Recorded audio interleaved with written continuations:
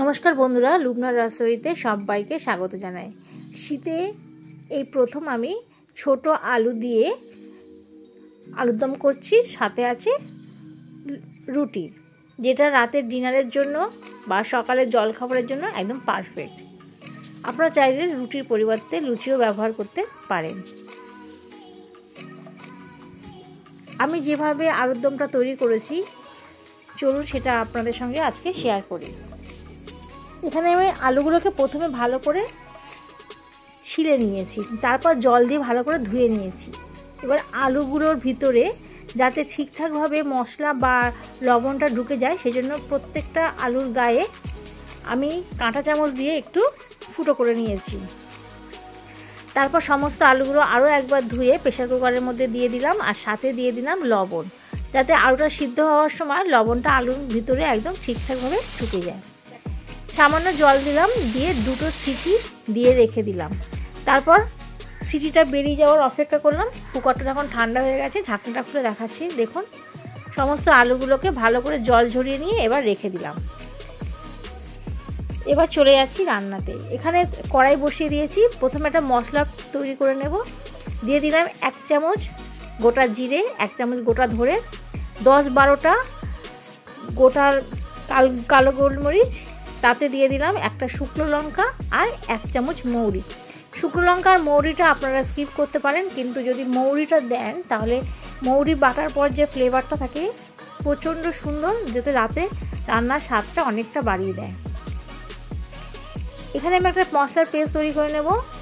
দিয়ে দিলাম টমেটো, একটা ছোট টমেটো, 2টো কাঁচা লঙ্কা, আদা আর ধনেপাতা আমি ডান্ডিটা নিয়েছি। ভালো করে জল দিয়ে একটু পেস্ট বানিয়ে রেখে দিলাম। অন্যদিকে একটা কড়াই বসিয়ে দিয়েছি। কড়াইটা ভালো করে প্রথমে গরম করে নিয়েছি। তার মধ্যে এবার দিয়ে দিলাম তেল। তেলটাও খুব ভালো মতো গরম হয়ে যাওয়ার পর সামান্য একটু লবণ দিয়ে তেলের মধ্যে মাখিয়ে নিলাম, যাতে আলুটা তেলের মধ্যে দেওয়ার পর কোনো রকম গায়ে ছিটি না আসে। এবার তাতে দিয়ে দিলাম কাশ্মীরি লঙ্কার গুঁড়ো কালারের জন্য, আর 1/2 চামচ মতো হলুদ আর কাশ্মীরি লঙ্কার গুঁড়োটা দিয়ে ভালো মতো আলুটাকে ভাজা করে নেব। আর সামান্য একটু লবণ তো আগে দিয়েছিলাম, সেজন্য আর লবণের ব্যবহার করলাম না, কারণ সিদ্ধ করার সময় আমি লবণটা দিয়েছিলাম। মিনিট 5 সময় ধরে আলুটাকে ভাজা করে নিয়েছি মিডিয়াম ফ্লেমে। এবার আলুগুলোকে একটা প্লেটের মধ্যে তুলে নিলাম। আলুগুলো তোলা হয়ে গেছে। ওই একই তেলের মধ্যে এবার দিয়ে দিলাম 5 ফোড়ন আর 2টো চেরা কাঁচা লঙ্কা। 5 ফোড়ন আর কাঁচা লঙ্কা থেকে যখন একটা সুন্দর গন্ধ ছেড়ে দিয়েছে, তখন তার মধ্যে দিয়ে দিলাম বেটে রাখা পেস্টটা, মানে যার মধ্যে আছে কাঁচা লঙ্কা, আদা, টমেটো আর ধনেপাতার ডান্ডি। সব কিছুকে দিয়ে ভালো মতো মিডিয়াম ফ্লেমে এবার কষিয়ে নেব। কষাতে কষাতে যখন তেল ছাড়তে শুরু করবে, তখন তার মধ্যে দিয়ে দেব বাটি ধোয়া একটু জল, মানে যে পেস্টটা তৈরি করেছিলাম তার মধ্যে একটু পেস্ট লেগেছিল, সেই জল একটু দিয়ে দিলাম।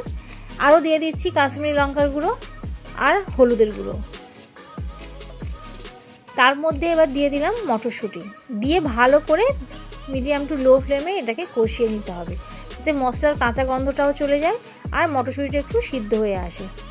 সামান্য একটু জল ব্যবহার করলাম, দিয়ে আরও একবার কষিয়ে নিলাম। দেখুন, মশলাটা কষানো হয়ে গেছে, দানা দানা হতে শুরু করে দিয়েছে। এবার তাতে দিয়ে দিলাম 2 চামচ টক দই, ফাটানো টক দই আমি দিয়ে দিলাম। টক দইটাকে দিয়ে আরও একবার আমি কষিয়ে নিচ্ছি। খুব ভালো মতো কষানো হয়ে গেছে। আরও একটু জল দিয়ে আরও একবার কষিয়ে নিচ্ছি। যত ভালো করে কষানো যায় আলুদমের স্বাদটা ততটাই বেশি ভালো আসবে।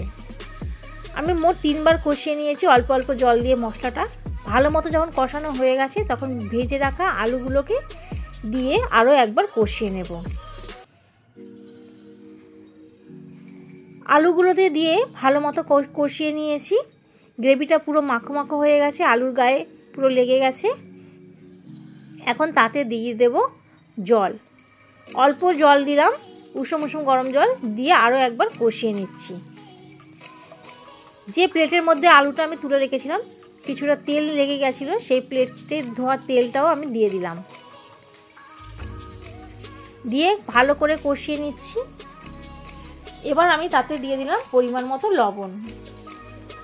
গ্রেভির জন্য আমি এখন লবণটা ব্যবহার করছি, কারণ আলুর জন্য লবণ আমি আগেই ব্যবহার করে নিয়েছি। লবণটা বুঝিয়ে দিতে হবে। ভালো মতো করে কষিয়ে নিয়েছি, বারে বারে অল্প অল্প জল দিয়ে এটাকে কষিয়ে নিচ্ছি, যাতে আলু আর মশলাটা একে অপরের সাথে মাখো মাখো হয়ে যায় আর খুব সুন্দর মতো কষানো হয়ে যায়, আর এর মধ্যে থেকে সমস্ত কাঁচা গন্ধটাই চলে যায়। গ্যাসের ফ্লেমটাকে একদম লোতে করে দিয়ে 5 মিনিট পর আমি ঢাকনাটা খুলে দেখাচ্ছি। দেখুন দেখতে কতটা সুন্দর হয়েছে, পুরো তেলটা রিলিজ করতে শুরু করে দিয়েছে আর গ্রেভিটা একদম শুকিয়ে গেছে। এবার আলতোভাবে এটাকে নেড়ে দিচ্ছি যাতে আলুগুলো ভেঙে না যায়। আলুগুলো খুব ভালো মতো সিদ্ধ হয়ে গেছে। রান্নার স্বাদটাকে বাড়ানোর জন্য সামান্য একটু চিনি ব্যবহার করলাম। এবার পরিমাণ মতো জল দিয়ে কষিয়ে নিচ্ছি। চিনিটা আপনারা স্কিপ করতে পারেন, যেহেতু এটা নিরামিষ আমি তৈরি করছি আলুর দম, সেই জন্য একটু চিনি দিলাম। আর জলটা আপনারা নিজেদের পরিমাণ মতন দেবেন, যে যেমন গ্রেভি রাখতে পছন্দ করেন। যখন জলটা দিয়ে দেওয়ার পর যখন একটু ফুটতে শুরু করে দিয়েছে, তার মধ্যে ভেজে যে মশলাটা রেখেছিলাম সেটা দিয়ে দিলাম। তারপর ভালো করে নাড়ি চাড়িয়ে নেওয়ার পর তাতে দিয়ে দিলাম ড্রাই রোস্ট করে রাখা কাসুরি মেথি আর বেশি পরিমাণে একটু ফ্রেশ ধনেপাতা। সব কিছুকে দিয়ে 2 মিনিট একটু ফুটিয়ে নিয়ে তারপর স্ট্যান্ডিং টাইমে আমি রেখে দিয়েছি। আমি আলুর দম দিয়ে খাওয়ার জন্য প্লেন রুটি তৈরি করে নিচ্ছি। আপনারা পরোটা, লুচি, নান সব কিছুর সঙ্গে এটা খেতে পারেন। যদি আপনাদের এই ভিডিওটা ভালো লেগে থাকলে তাহলে চ্যানেলটাকে সাবস্ক্রাইব করবেন, পাশে থাকা বেল আইকনটি প্রেস করবেন, লাইক, কমেন্ট এবং শেয়ার করবেন। তো আজকে আমি তৈরি করে নিলাম নিরামিষ ছোট আলুর দম, তার সঙ্গে প্লেন হাতের তৈরি করা রুটি। কেমন লাগলো ভিডিওটা অবশ্যই কমেন্টে জানাবেন। দেখুন দেখতে কতটা লোভনীয় হয়েছে আর খেতেও নিশ্চয়ই সুস্বাদু হয়েছে। এবার আমি রুটিটা দিয়ে একটু কেটে দেখাচ্ছি। দেখুন আলুটা কতটা সফট হয়ে গেছে, কত সুন্দর মতো নরম হয়ে গেছে। একবার অবশ্যই বাড়িতে সবার সঙ্গে এই শীতে তৈরি করে শেয়ার করবেন। আজকে তাহলে এই পর্যন্ত, আবারও ফিরে আসবো নতুন কোনো ভিডিও নিয়ে। ভালো থাকবেন।